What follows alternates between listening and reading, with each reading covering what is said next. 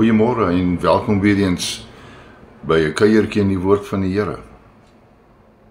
Ek wil vanoggend met u gesels oor uit die gedeelte Johannes 1 vers 11 tot 13. Hy het na sy eiendom gekom en sy eie mense het hom nie aangeneem nie. Maar almal wat hom aangeneem het, aan hulle het hy die mag gegee om kinders van God te word, aan hulle wat in sy naam glo, wat nie uit die bloed of uit die wil van die vlees of uit die wil van die man nie, maar uit God gebore is.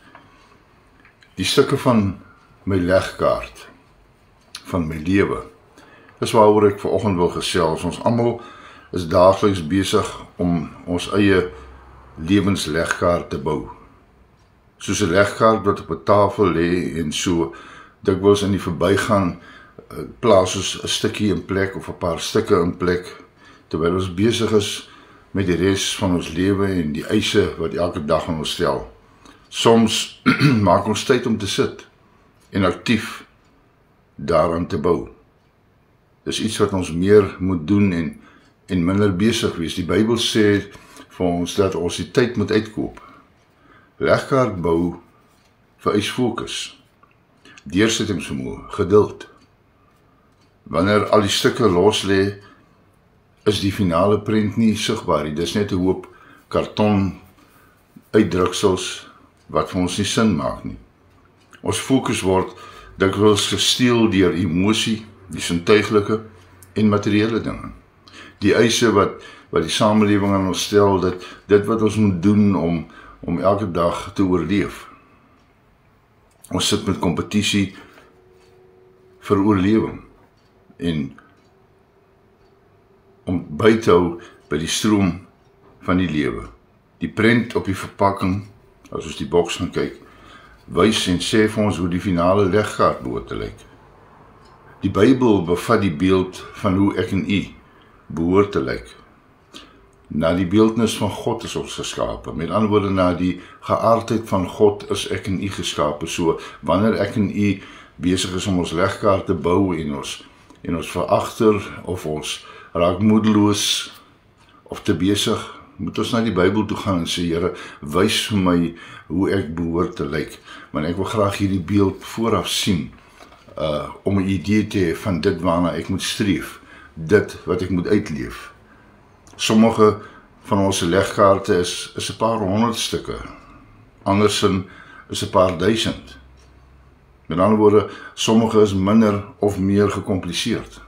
Ons lewens het elkeen sy eie eise wat gestel word. Niemand kan namens jou legkaart bou nie. Mense mag dalk voorstelle hê, mense mag dalk verlore of stukke identifiseer wat ons nie raak sien nie, maar hulle kan nie my en jou legkaart bou nie. Ons moet elkeen ons eie lewenslegkaart bou. Ons kan nie ander se legkaartstukke gebruik om ons legkaart klaar te maak nie. Dit mag dalk inpas, sommige mag dalk inpas en dieselfde vorm hê as sekere stukke in ons lewe, maar die eindproduk sal nie reg lyk nie. Dit sal nie wees soos wat God bestem het dit moet wees nie. En dis hoekom baie mense ook sukkel, emosioneel. Omdat ons 'n prentjie het wat lasplas is, wat ons hier gegryp het en daar geleen het by iemand om ons eie legkaart te probeer voltooi. Dikwels word ons ontmoedig en van stryk gebring. Ons is distracted, ons is verward, ons is mislei. Sommige voltooi nooit 'n legkaart nie. Hulle gee op. Soms is daar legkaartstukke wat verlore geraak het. Tydelik. Agter 'n kas, agter 'n speeltafel, onder iets of in iets waar dit nie sigbaar is nie. En sommige stukke het ongelukkig permanent verlore geraak. Maar die Bybel sê vir ons moet vernuwe word in ons denke, in Romeine. En die Bybel sê ook vir ons dat ons hart bo alles moet bewaar. Dikwels probeer ons verlore stukke vervang met tydelike en oneffektiewe pogings. Die laaste stukkie van die legkaart is die belofte van die ewige lewe. Dit ontvang ons slegs van Jesus. Dis 'n belofte wat hy gemaak het. Miskien moet ons kies om eenvoudig en vroom te leef en op die manier aktief die wêreldse en die vleeslike en die sintuiglike begeertes verwerp en teestaan en nie toelaat dat dit ons lewens oorheers nie.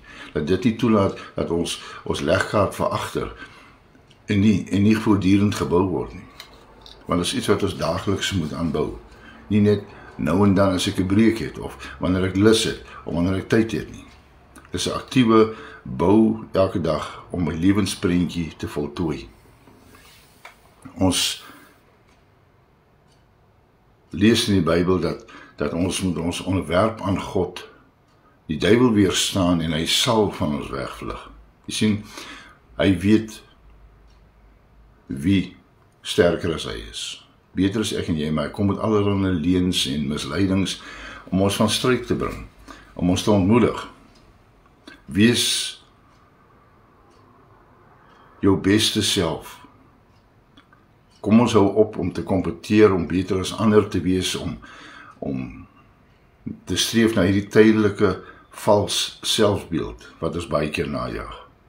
Almal weet van Jesus, die Here wêreld vier Kersfees. Ons is nou in daardie seisoen waar almal gereed maak en funksies hou en Kersetes en Kersafskeid en Kers en al die tinsel en al die versierings en klere wat deel is van die hele opset. Maar ek wonder soms, is hierdie vierings maar net 'n instelling by die werk, ergens by 'n instansie? Bring dit werklik eer aan die een wie se geboorte ons veronderstel is om te vier? Dat die hele wêreld, al die gelowe, op Kersdag vier hulle Kersfees. Nie almal glo en dien Jesus nie. Bekendheid bring nie bekering nie. Nou gou 3 vrae. Hoe gesond is jou persoonlike geloof?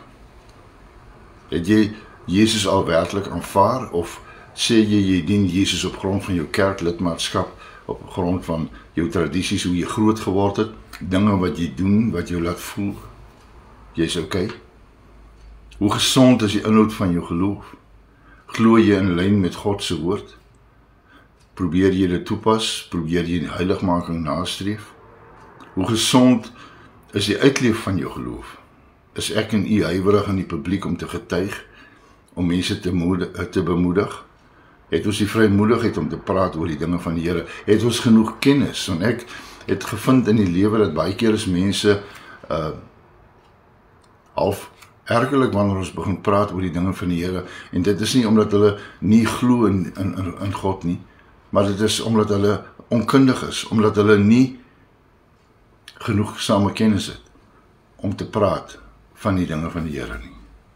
Filippense 3 vers 14 sê vir ons, maar een ding, ek vergeet die dinge wat agter is en strek my uit na wat voor is en jaag na die doel om die prys te verkry van die hoë roeping van God in Christus Jesus. En dit behoort ons uit te leef, want dit gaan ons help om ons legkaart te voltooi. Sonder dat ons moet leen by ander, sonder dat ons maar planne moet maak om vermiste legkaartstukke in te vul. Hoe ver is jou legkaart vandag? Weet jy waar al die stukke van jou legkaart is? Wat gaan jy doen om die verlore stukke in plek te kry? Mag jy 'n geseënde dag en week verder hê.